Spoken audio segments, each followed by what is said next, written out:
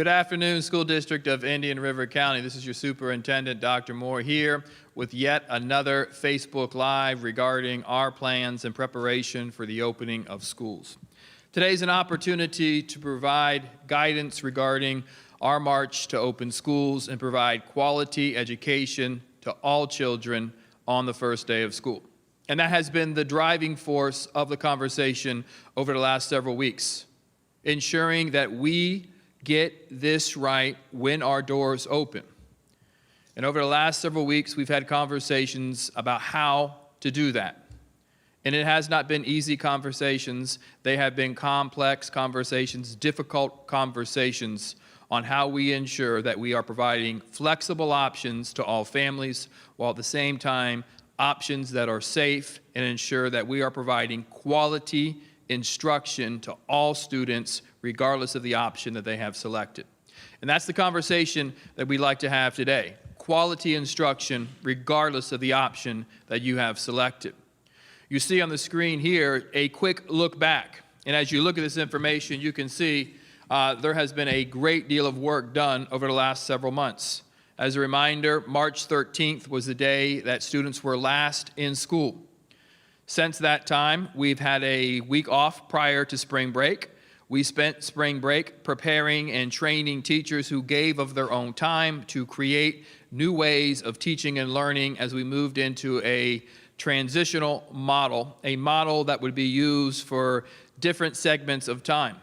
And as you fast forward through these, you can see we continued to do training. We heard that schools would be closed on 3/17 all the way through April 15th.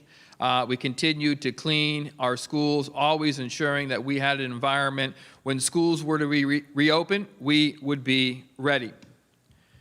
Then you see here, as we continue to move through the COVID reality, we did everything we could possibly do. Pass out laptops, have book distributions. Then here on March 31st, once again notified that they would extend the closing of schools through May 1st. So always moving down the road. Looking here as we continue to tell this story, we found out on April 18th that schools would remain closed for the rest of the year. In April, we convened what we have called our think tank for the reopening of schools. This was members of our community, principals, teachers, really conducting and problem solving on how we prepare to open schools in the upcoming school year. Then on July 10th and 11th, we did have the opportunity to celebrate our graduating class of 2020 on July 10th and 11th. And here we are today. When you look at the reality of our county, you see cases have risen, the percent positive continues to be over 10, and we have an inconsistent, no steady movement on a downward trend as it relates to testing in our school system. We have developed 3 flexible options, and as we problem solve around the implementation of those options, we are not by any means going to get this wrong. We are going to create a system that ensures all students are provided quality instruction on day one. And as we reflect on the amount of training, the amount of preparation that needs to take place to ensure all students are safe, all students are provided quality education, we are not going to rush it. We need to be prepared. Over the last several weeks, we've asked families to select one of those 3 options. Over 22% of those, 22% of our students are anticipated in being in option 2 or option 3, which are virtual experiences. We need to train our students, our teachers, and give them quality time to prepare meaningful instruction on that particular day. We can't rush the training and preparation of the new systems and procedures that are in place as it relates to safety. We need to ensure our faculty and staff fully understand those procedures, have the time not only to understand them, fully embrace them, so when our students come to school, they are safe. What we will do is push back the start of school to August 24th. This is the recommendation that I will make to our school board tomorrow night. Thank you, Ms. Zork, for being here and supporting me in the delivery of this information. This is a complex, hard decision that we know should be made in the best interest of our faculty, staff, and students to ensure that quality instruction is taking place. As we considered this decision, we looked at the current reality and the data available surrounding COVID-19, the amount of training that needs to take place for faculty, staff, parents, teachers. It is comprehensive. Parent and community feedback. We have continued to listen and create a plan that suits the needs of our community. And then last week I had the opportunity to sit with the health department and local pediatricians really to dive into our plan along with union leadership, a conversation regarding this is the plan, where do we need to make modifications? We think we have a really strong plan for the return of school. What makes that plan stronger is the development, the education, and training to ensure its implementation keeps everyone safe. What we are pushing out and presenting to the board tomorrow is SDIRC Safe at School 2020. This is our opening of schools manual that will be available to you following this Facebook Live session. This is an opportunity for you as a community to review the procedures that we have created and provide feedback to us, provide feedback to the board. If you would like to provide feedback to the board, you'll have the opportunity. Once again, visit our website and there's information on how to submit that information to our board. In the creation of our opening of school plan, we're looking at multiple factors. Varied instructional models, which we've done a great job discussing, specialized prevention, health, and safety measures, the response to COVID-19, support for students and staff and student training, parent education, written guidance, helplines, communication, and engagement. So I wanted to quickly review some of the big shifts within this document that help inform our community. We are now looking at each of the three different models. This is a nice visual of what is available within each of these particular models. It ensures that you are provided meaningful instruction by SDIRC teacher. Unlike other options, we don't want to outsource teaching and learning in the school district of Indian River County. We want to ensure you have quality instruction provided by one of our staff. All three of these options provide you that opportunity. So in the coming slides, you see additional information regarding each of the models. Just mentioned here, you look at the bottom two, classes taught by SDIRC teachers, devices loaned for at home. That's all three models. You will remember early last year, or at the close of last school year, we distributed over 6,000 laptops. The only laptops that we have collected were those who graduated or those who were leaving the district. We continue to make sure students will have those laptops. So if you don't have one of those laptops, regardless of the option in which you are selecting, we want to make sure you have that opportunity. You'll see in some coming slides opportunities for you to swap out a device or get another device or a new device if you need one for the opening of schools. Oh, going too far. Backwards. All right, looking here, these are some key things that I want to discuss over that shifts in the last week. One, the delayed start of school, rigorous training. If we have an opportunity where we have to isolate, whether it be an adult or a children, we need to ensure there's no break in instruction. That's something that needs to be planned for. That takes time. We cannot rush an opening of schools. We cannot use children as an experiment. Their instruction is too valuable. It is too important. We need to get this right on day one. We need to provide quality time to our instructors, really to create an experience. So when your child comes home on day one or logs off the computer on day one, they will say, Mom, Dad, Grandma, Aunt, Uncle, whoever it may be, today here's what I learned. I felt safe, I felt secure, and the experience provided to me was quality.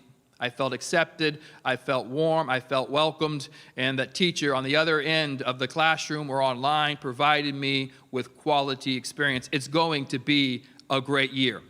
That's what we want to hear from our students at the end of the first day. Also, the required face masks. Been a lot of conversation around face masks, and we have problem solved with pediatricians. We've problem solved with our health department. We will require face masks when social distancing is not possible, as well as within the exchange of classes. As you move on campus, on the buses, and when social distancing is not feasible, that is when the face mask should be worn. We'll take it a step further. We're going to identify what desks in what classrooms meet social distancing so students fully understand when it is and is not acceptable to have a mask on. The mask is a priority in continuing to move through this reality, and we will support one another as we move through the wearing of masks through a great deal of training. Also, social distancing measures, modification to campus movement and scheduling. We'll talk a little bit about that. Sanitize protocols, student and parent education. We continue to work with the health department in the creation of the confirmed case responses. A confirmed case comes from the health department. We will work with them. Up to 14 days would be the isolation period. The time would vary based on the wearing of the mask, the amount of interaction, or had the proximity in which you were with the individual who was identified as being positive. This is a system that we have a designated individual from the health department working with us. We continue to ensure that we're going to implement this process, this relationship, in a seamless, efficient, and effective manner to get information to those who possibly may have been impacted or in contact with someone who had tested positive, to get them quarantined. And in the midst of that quarantine, with this additional time, we'll ensure quality instruction continues to take place. Want to continue to reinforce the support that we're providing for our students and staff. The social emotional impact of returning to this environment is going to be stressful. And it's going to be stressful for everyone involved. It is stressful for me. I can guarantee you that. So we will continue to provide a quality program and being intentional at looking at the social emotional needs. One of the neat things that we'll be pushing out during our opening of schools for the first 2 weeks is a Unity Week. Intentional exercise and activities to ensure that we're creating cultures in our school in which all students feel accepted, embraced, understood, and heard, and loved. We're going to be intentional to continue the conversation of creating realities in our schools where all students are welcome, loved, and accepted. The amount of training, as I've mentioned a number of times in this presentation, is essential. And you look at the training topics that are on the screen now: cleaning protocols, wearing masks, social distancing procedures, effective hand washing, cough etiquette, school transitions. Those are all things that are new walking into this new reality. So we will provide that training for our staff and ensuring that we have fully understand and embrace those systems and procedures.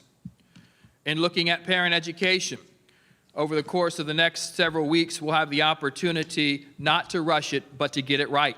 And these are some courses that we will provide. Supporting distance learning. We'll provide quality instruction and support as you transition to option 2 or option 3.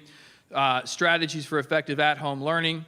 Conducted COVID-19 symptom screenings for you and your child family members, wearing masks effectively, hand washing, coughing etiquette. Once again, really just not doing things in the school, but doing things together collectively as a community, each of us supporting one another as we move through this difficult and trying time. Want to continue to communicate and send an outreach to our community. This information is on our webpage. It is an opportunity for you to connect to us regardless of the question or program that you may have. These are numbers that you can call. We're very excited. Today we welcome back our 11-month employees, which includes our assistant principals, our school counselors. They are feverishly at work, working on scheduling students, putting them in the right choice, the right option, in order to ensure we get that information to you. In the school district of Indian River County, you will always have the opportunity to stay informed and connected. That is a commitment that I make to you as we work to restore and create relationships in this system based on transparency. And we continue to ensure that we're pushing out our information in a timely manner. which means we grow this plan together. And I don't want anyone in this community wondering what happens in this model, or I have a question about that. Don't allow your question to fester. Reach out to us. Allow us to problem solve with you in order to ensure you get the information that you need and you deserve. Now, the most important slides are the ones now to come. What next? You see here today we're going to post this information, our opening of schools manual, for you to review, for you to provide feedback to myself and our school board, who also has a desire to get this right. We will begin distribution of laptops this week. Information will be coming out. It isn't just this week that we're doing it, but we will begin to push out information if it is an exchange of a laptop or a new laptop needed for each of the devices. July 21st, families will have the opportunity to continue to update the model that you have selected, the option you have selected. We know we're presenting new information to you today. If any of this information changes your mind, or the reality of COVID in our community changes your mind, we want you to complete that survey. Once again, the driving factor is the latest time in which you filled out that survey. So if you filled it out once and your mind has changed, that's fine. Fill out the survey again, and the old option will be replaced with the new selection. So we will extend that opportunity based on the information that we're sharing today. Week of August 3rd, all employees return to work, and that is the opportunity for us to dig in, to train. We'll begin to notify students of their assignments and schedules. So I think that's an important note. Right now, you'll make your selections over the course of today and tomorrow. Our school teams will begin the work of creating schedules to meet the need of the new request. That week of August 3rd is when you're going to receive information from your school counselor or administration regarding assignments and development that will be taking place over the course of the next several weeks. Principals aren't in this alone. We are here to support them. During the week of August 3rd, the district offices will be conducting school site reviews, looking at the implementation of the plans that schools have created to ensure that social distancing, the procedures that are being done, the one-way hallways, the sanitation stations, the procedures for social distancing at lunch, will yield the desired result of keeping everyone safe, masked when social distancing is not a requirement. During the week of August 10th, this is the opportunity to have face-to-face meetings at schools, opportunities for parents to come to schools with their children, go through and see the social distancing practices, meet the teachers, begin to break down some of that anxiety. We'll also be pushing out the safety courses for parents to begin to work with their students to ease the transition. So that 2-week window isn't just opportunities for the teachers to plan. It's opportunities to begin to bring our students back into campus in very, very small doses, to break down some of that anxiety they may be feeling, providing them an opportunity to come in, meet the teacher with the mother or the father, the caregiver, understand the new systems and structures, as well as attend orientations, whether it be virtually with the principal or face-to-face with the teacher. So very intentional over the course of those 2 weeks of really beginning to break the school door barrier and getting our children back in and familiar with their new teacher and the new environments in which we are creating. And then August 24th, we will open our doors and we will begin instruction in all 3 models. That is my presentation. These decisions are not decisions that are taken lightly. They are reflected upon. They are conversations. We reflect and pray in a very deep and meaningful way in order to ensure that we're providing meaningful instruction to our students. This is an awful time in the history of the state of Florida, ultimately across the nation. And in the balance should not be teaching and learning, and should not be the education of children. I feel very solid that the school district of Indian River County has created options that can be implemented with full fidelity on August 24th. A plan that gives everyone a level of comfort regardless of the option in which you have trained. This decision to delay schools is not kicking the can down the road. It's not procrastinating. It's being in honor of your children, ensuring that our faculty, our staff, our teachers who cannot wait to greet your children, but want to do so in an environment that is safe and ensures they have a full understanding of the systems and procedures that we have created for them to keep them safe, to ensure they can provide your children quality education. We will continue to problem solve. We're continued to having the conversation in a way that ensures that the school district of Indian River County opens up in meaningful ways to provide quality instruction regardless of the decision that you make to meet the education of your son or daughter. Thank you for your time. Truly appreciate it. Thank you.